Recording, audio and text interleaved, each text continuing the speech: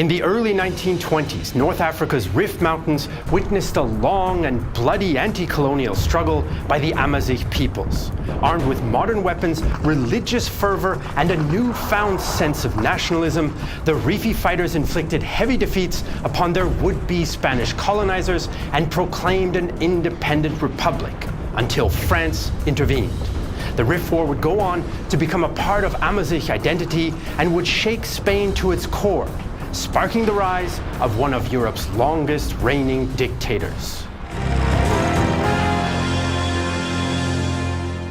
By 1904, European powers had divided and taken control of the territory of present-day Morocco.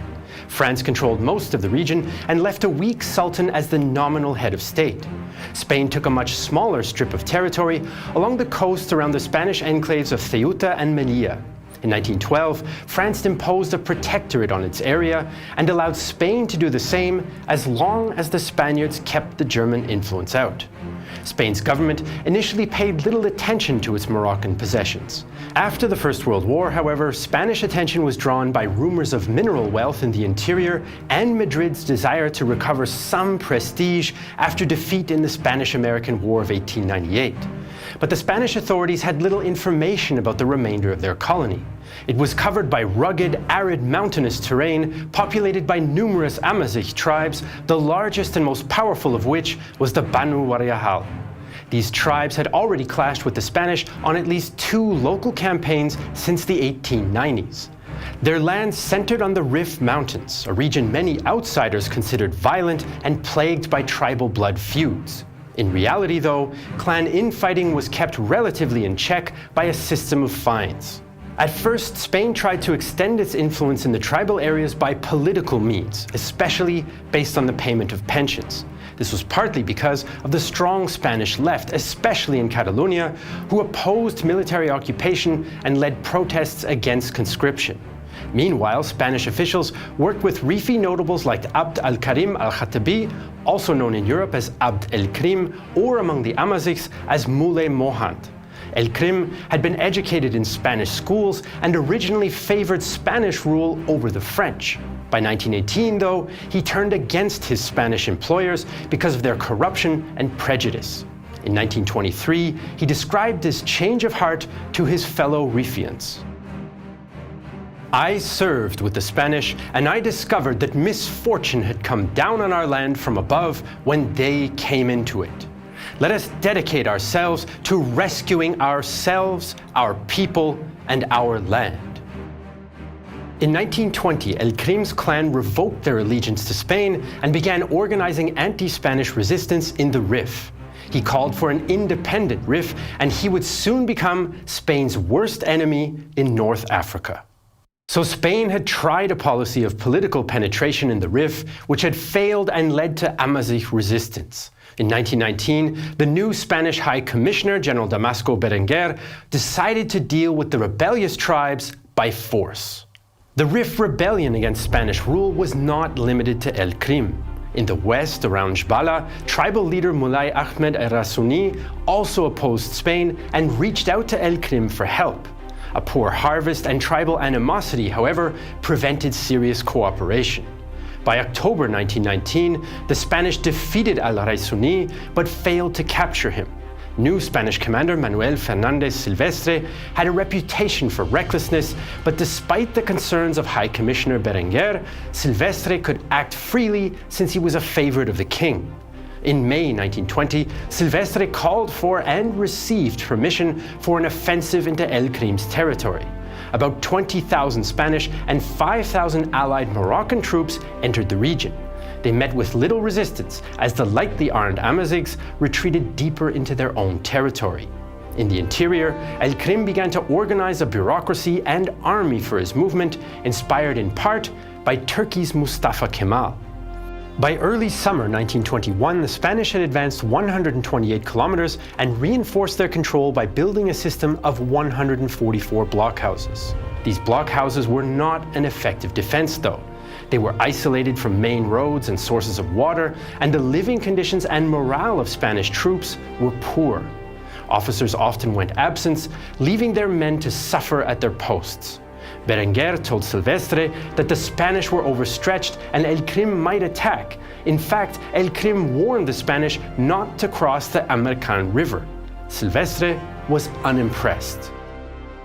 "This man Abd el-Krim is crazy. I'm not going to take seriously the threats of a little Berber Qaid whom I had at my mercy a short while ago. His insolence merits a new punishment." Spanish troops had taken part of the Rif, and on June 1st, they crossed the Amarkan River and established a new base at Abaran. What they did not know is that they'd walked right into a trap.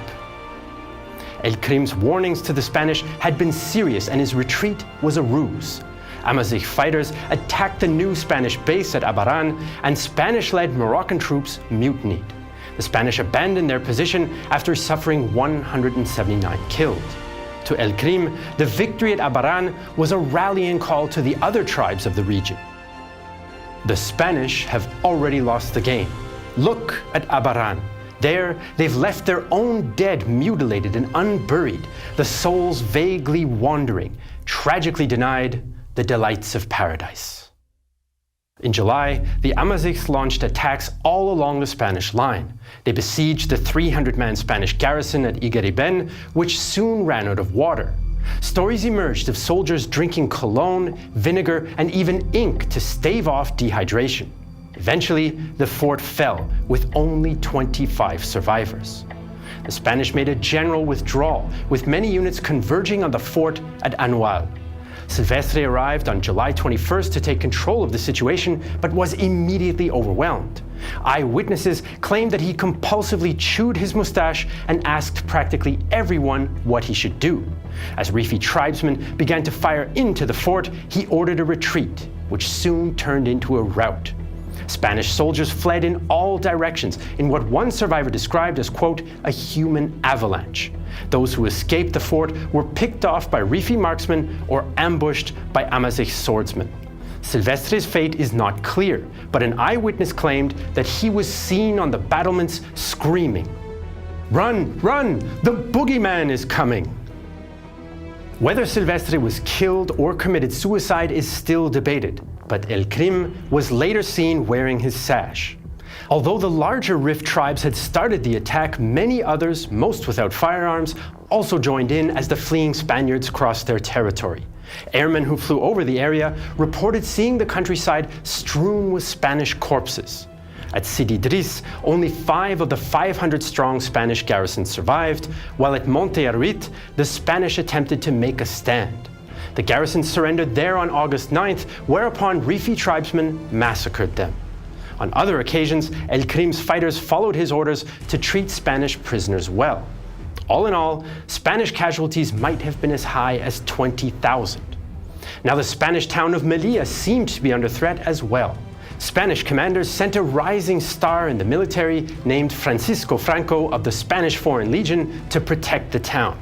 The Legion had been formed in 1920 and earned the nickname Death's Betrothed for its ferocity. Writer Patrick Turnbull described the Legion's attitude. The Spanish Foreign Legion is comprised of men who, for various reasons, have no future, nothing to live for, but who wish to take a savage revenge on life before dying. There is something akin to the Japanese in their indifference to death, though the Spanish legionnaires face it with a cold, individual contempt, as though death were something to be spat on disdainfully in its acceptance, rather than the hysterical emotion born of overcharged nationalism. Despite its name, however, most of the troops of the Spanish Foreign Legion were actually Spaniards. Once they arrived in Morocco, Franco took credit for saving Melilla, even though the city was never in serious danger.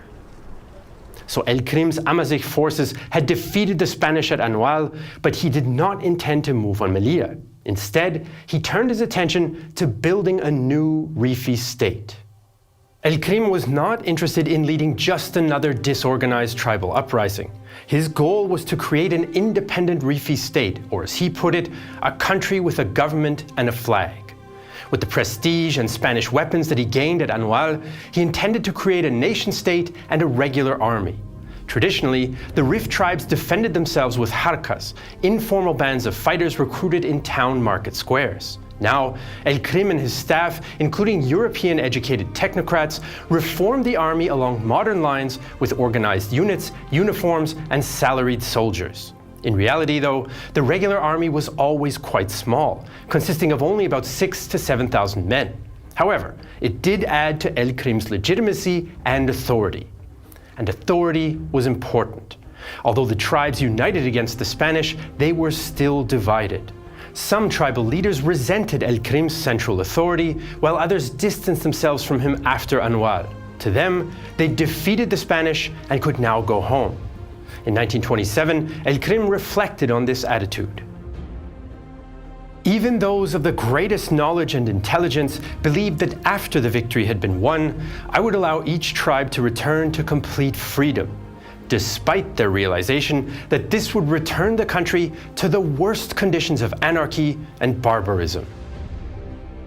El Krim tried to draw the tribes closer by sending appointed officials to villages to introduce reforms like taxation, road construction, creating a telephone system, and nationalizing production. Some tribes resented the changes, especially taxation, so El Krim's new regular army repressed opposition. All the same, the Rif state did provide some stability, as Swedish journalist Alexander Langlet observed. Abd el-Krim's authority seemed to be absolute, and his laws, for example against tribal and family feuds, seemed to be kept. You can sleep on the road in the Rif, which you can do neither in the French nor in the Spanish zone. El Krim also understood the value of propaganda. To Europeans, he spoke of the modern aspects of his state building and downplayed the religious aspect, telling them that, quote, "we no longer live in the Middle Ages." But he also knew his own people were devoutly religious. His government often framed the conflict with the Spanish as a jihad, and El Krim downplayed the modern side of his vision to local followers. His dual approach is clear in a letter meant to be read aloud to the Rifians. Mujahideen, through God's will, we have declared war on the Christian Spaniard and have thrown him out of our beloved land, blessed by the Prophet. Our victory must be completed by the total expulsion of the Christians. To that end, jihad has been called throughout the Rif. You must not make war, sons of Muhammad, like bandits. We must go to battle in an orderly fashion, beneath a flag. Just how much the Rif people supported El Krim is hard to judge. Although his own tribe stood by him, others hedged their bets, sometimes cooperating and sometimes refusing. As the people of the Rif began to build a state, their Spanish enemies became more divided. The Anoual disaster caused a shock in Spain, made worse by the king's allegedly callous attitude towards the deaths of working-class soldiers.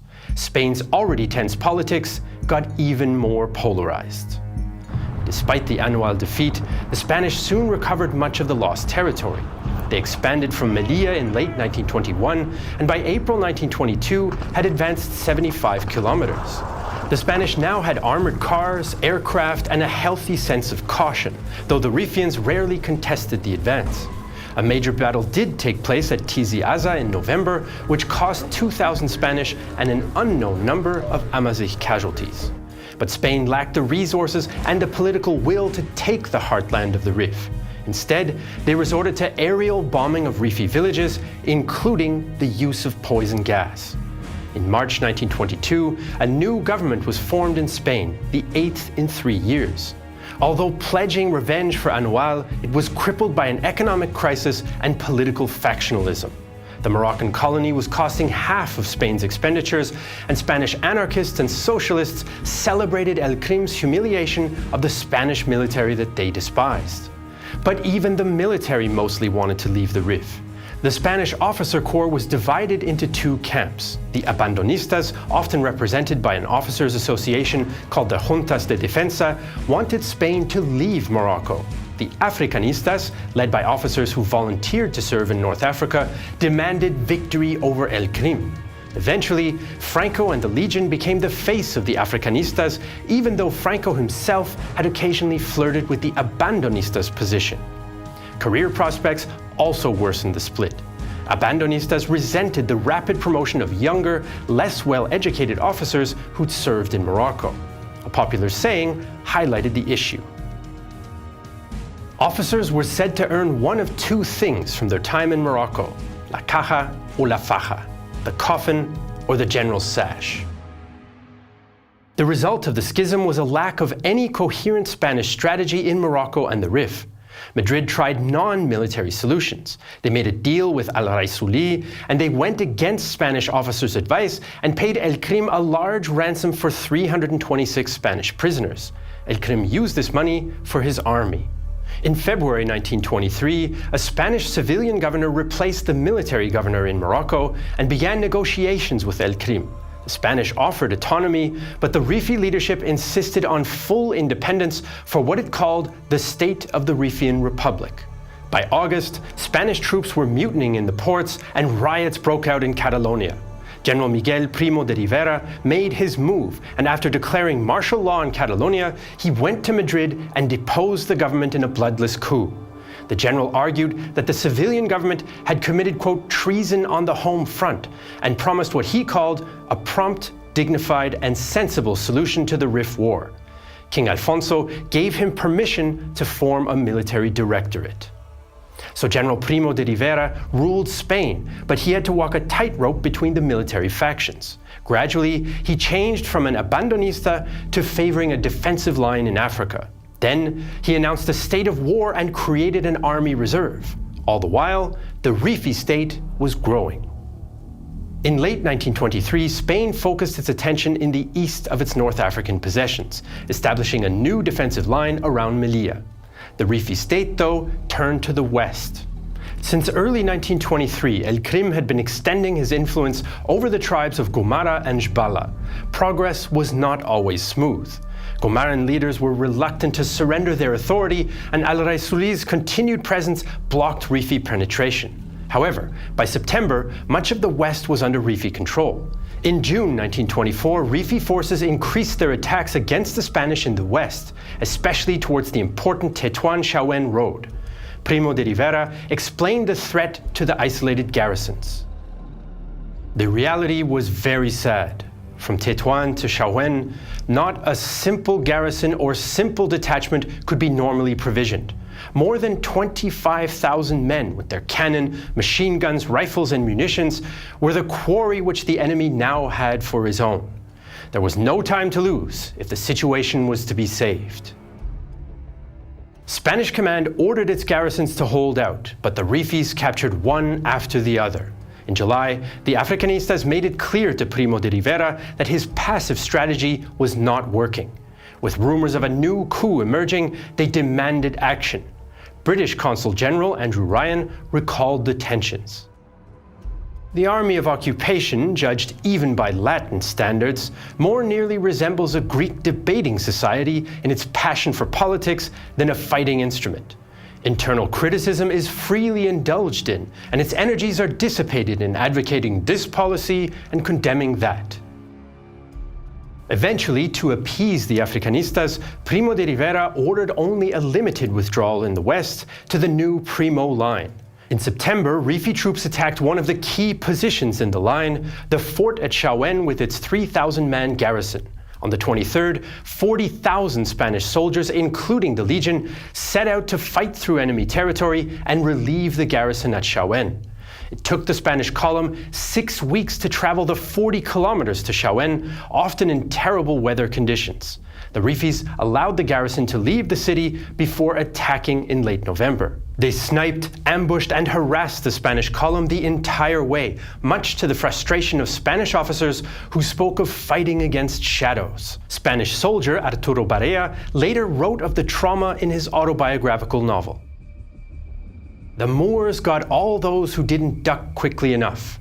It took us 4 hours to get to the bottom of that ravine and 2 hours to climb that other slope until we were in open country.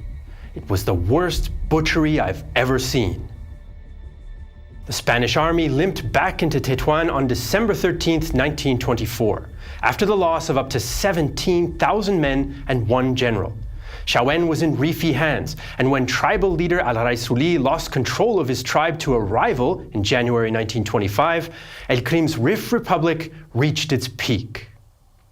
So the Spanish had suffered yet another defeat at the hands of the Rifis, whose state was growing stronger. But the expansion of the Rifi state drew new and powerful forces into the war. Until 1925, El Krim was careful not to provoke the more powerful and experienced French forces in Morocco. French military governor Hubert Lyautey wanted to keep his distance as well, and some French administrators watched El Krim's victories over the Spanish with satisfaction. However, by December 1924, the mood was shifting. Lyautey spoke of an imminent Rifi attack. Nothing would be so bad for our regime in North Africa as the installation near Fez of an independent Muslim state, modernized and supported by the most warlike tribes, with a morale exalted by success against Spain. In short, the most serious kind of menace, which should be dealt with at the earliest possible moment. Around the same time, El Krim also began to adopt stronger language. I recognize that the French have given Morocco order, security, and economic prosperity, but I shall bring the same benefits with the further advantage that I am a Muslim. Although El Krim used the language of religion, his shift was actually pragmatic. In May 1924, French forces, made up largely of Senegalese and Algerian troops, crossed the Ouargla River to stop the Beni Zerwal tribe from falling under Rifi influence. This area was the Rifi breadbasket and home to many of their own fighters. Pressure was building on El Krim to attack the French. Some Rif leaders were convinced that their successes against the Spanish and their religious convictions meant victory against all Europeans was inevitable. A Rifi official, calling El Krim the true Moroccan Sultan, expressed his confidence to journalists. The Sultan can defeat all enemies in battle. The Sultan has many millions of fighting men who will sweep the French and the English and all the Christians out of the Arabs' country. When the Sultan has driven the Spanish into the sea, he will go to Spain and drive them out of there too. Spain is an Arab country. The Rifi will kill until he is tired, and he will take all the rest prisoners. Although El Krim would later distance himself from concepts of jihad, many of his followers still saw the struggle in religious terms at the expense of geopolitics. And so, on April 13, 1925, the Rifis launched a carefully prepared assault against the French positions. Rifi forces assaulted a French defensive line of 66 blockhouses on a 120-kilometer front. The blockhouses were meant to defend against light arms, but the Rifis had captured artillery and machine guns, weapons that helped them capture 43 of the French fortifications. Only the successful French defense of Taza saved the French line from total collapse. Still, the line was breached and around 4,000 Rifi fighters broke through, removing the pro-French leaders of the Beni Zerwal tribe. Lyautey announced a withdrawal on May 26th and called for reinforcements. On June 5th, El Krim captured Biban, the gateway to Fez.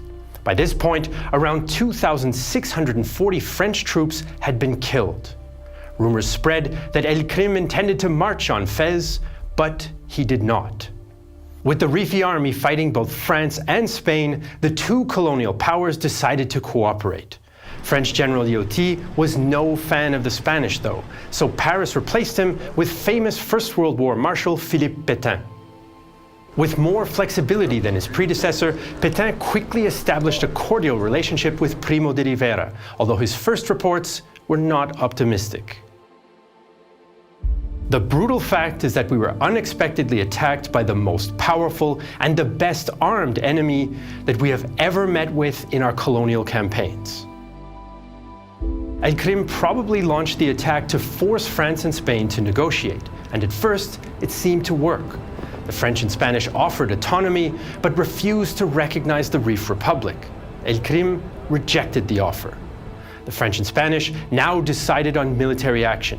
There would be no unified command, but they would launch mutually supporting offensives. Both colonial powers rapidly reinforced their armies, with French forces increasing to 142,000, including armored cars and FT-17 tanks. Spanish forces grew to 200,000. Despite the exaggerated claims of Rifi leaders, Amazigh's troop numbers were low, just 3,000 on the entire southern front. In early September, the colonial forces went on the offensive. On September 8th, Spanish troops, including Franco's legion, landed at Alhucemas Bay, only 6 kilometers from El Krim's capital at Ajdir. Over 100 Spanish and French ships landed 16,300 troops, including a small number of tanks. The landing also involved sea-based air support, including aircraft from Spanish seaplane carrier Dédalo. The Alhucemas operation is considered by many as the first amphibious landing involving tanks and mass seaborne air support in history. Although the landing was largely uncontested, the drive inland was much harder. It took Spanish troops 15 days to advance just 2.5 kilometers. On October 3rd, they reached Ajdir and burned it down. On September 10th, the French moved towards the Rifi heartland as well. In 2 days, they recaptured Beni Zeroual and in 2 weeks took Biban. Heavy rain then bogged down the troops and the tanks. Rifi tribesmen also developed tactics for disabling tanks and other vehicles at close range by firing and stabbing through openings. Despite the slowdown, the dual offensive threw El Krim onto the back foot. To make matters worse, there were severe food shortages in the Rif due to Franco-Spanish bombing and a lack of manpower for the harvest. Meanwhile, cheap food in the French and Spanish zones encouraged tribal leaders to move away from El Krim. Even within his own tribe, dissent was increasing. Final negotiations in May 1926 quickly collapsed. On May 7th, the Franco-Spanish forces continued their advances with a coordinated air and ground campaign deep into the Rif. By May 18th, they'd taken Anoual and cut the Rif Republic in two. And by the end of the month, the colonial powers had decisively beaten the Rifi tribesmen. Some Rifis continued to resist until 1927, but for El Krim and the Republic, it was all over. On May 25th, El Krim surrendered to French officers to avoid likely execution if he fell into Spanish hands. Much to Spain's annoyance, the French allowed El Krim to go into exile on Réunion Island. He eventually escaped and died in Cairo in 1963. The Franco-Spanish victory in the Rif War was propagandized in Spain as the culmination of the Africanistas' long and bold struggle, despite the fact that French assistance was likely critical to victory. Although Primo de Rivera oversaw the victory, Franco benefited the most, and he gained much prestige. He was soon promoted to brigadier general, making him, at 33, the youngest general in Europe. Liotti would conclude what many in Spain were beginning to believe. Spain has only one man in Africa, Franco. The Rif War had ended Amazigh's hopes for Rifian independence, but it made El Krim a hero in Amazigh's memory, and his guerrilla tactics influenced later anti-colonial fighters in the 20th century. Despite Spain's ultimate victory, the war in the Rif was another step on Spain's path to an unstable future. The first ever landing with armor and seaborne aircraft might have happened in the Rif War, but the art of the amphibious landing reached its greatest scale and complexity in World War II, when the Allies made landings in practically every theater of the war. Even crossing a massive river like the Rhine in 1945 was a huge ground and airborne operation to successfully land Allied troops and tanks on the eastern bank. If you're interested in the Rhineland campaign, we made a 3-hour series about Operations Plunder and Varsity called Rhineland 45. Unfortunately, we couldn't upload this documentary series to YouTube because our uncompromising portrayal of the Second World War would violate their content guidelines. Instead, you can watch Rhineland 45 on Nebula, a streaming service that we built together with other creators. On Nebula, you can watch exclusive content like Rhineland 45 or the Battle of Britain series from Real Engineering. You can watch all our videos there ad-free and earlier than on YouTube. Oh, and your Nebula subscription now also includes classes where you can learn new skills from Nebula creators directly. Want to learn how to make a movie? Sit down with Patrick Willems and learn how. You can also learn more about law, the creator economy, traveling, and much more. If you want to sign up for Nebula, just follow the link in the video description or in the pinned comment below this video. With this link, you can get 40% off an annual subscription for just $30 a year. If you do sign up, you'll be directly supporting us to produce even more great history documentaries this year. We want to thank Mark Newton for his help with this episode. And as usual, you can find all our sources for the episode in the video description below. I'm Jesse Alexander, and this is a production of Real Time History, the only YouTube history channel that goes to war in an orderly fashion under a flag.